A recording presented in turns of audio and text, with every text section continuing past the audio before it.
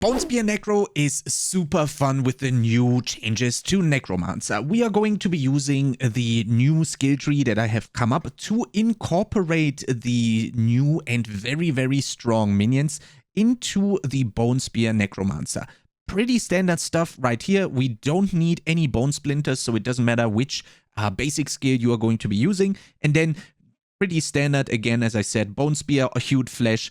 We are not playing Corpse Explosion because we are using the skeletons to consume corpses for our Flesh Eater and everything that comes with it.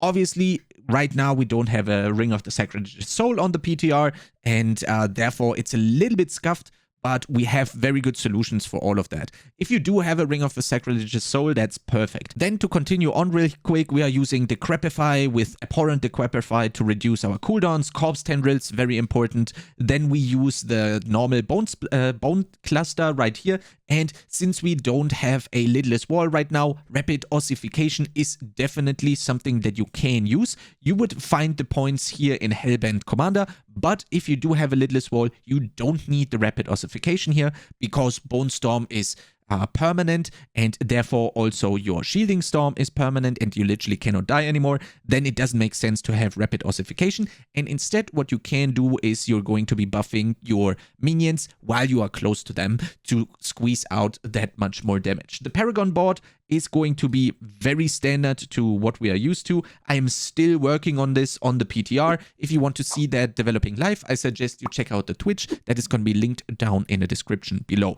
For the equipment, since we don't have the stats in the Maxroll planner currently, which is being worked on as we are speaking right here, I am only going to recommend the legendary aspect. So we go with Hardened Bones, we go with Shielding Storm, Accelerating Juggernaut, Wind Striker, Grasping Veins on the two-hander, or Grasping Veins on the amulet if you have a lidless wall already, and then we just swap the places between Serration and Grasping Veins. Then we want to have the Splintering on the ring, and the Requiem is actually coming in clutch as long as you don't have a Ring of the Sacrilegious Soul, because we are getting so much more essence, which in turn is going to boost our damage even further with the ossified essence. So as you can already tell, there is a lot of synergy going on, and that continues with the minions. I'm going to be very quickly logging into the game here to show you the actual new effects, because again, that is currently being updated on the Maxroll planner.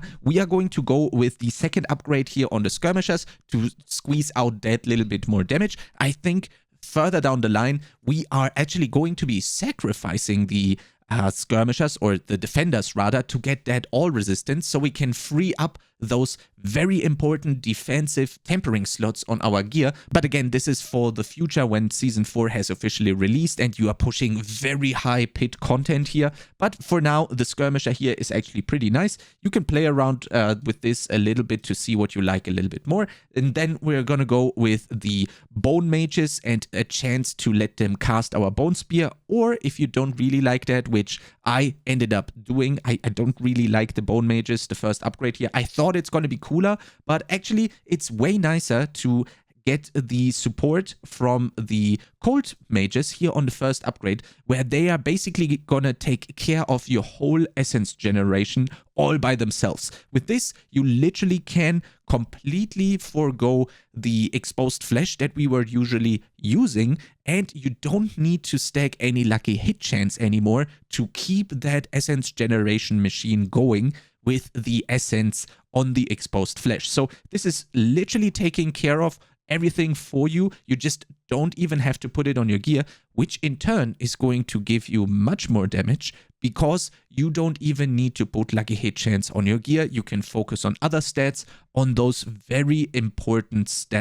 item slots and item affixes. And for the golem, we actually have quite a lot of options right here. So if you want to be a little bit more defensive, you go for the first upgrade here on the blood golem, which is a permanent 30% damage reduction, which is insane because damage reductions have become very rare in Season 4. Then there's also the first upgrade here for the Iron Golem. If you want to squeeze out more damage, you can also go for the second upgrade here on the Blood Golem. So these two are kind of interchangeable. If you want utility, the second on the Iron is good. As you can see here, there is so much stuff that you can actually play around with and try out for yourself, which you actually then decide on which you like the most for yourself. Of course, everything that you need for the build is going to be linked down in the description and also in the pinned comment below. There is also going to be the Twitch link, so if you want to see all of this developing live, I suggest you check me out on Twitch over there. I'll see you around. I'm going to be live probably right now when you see this,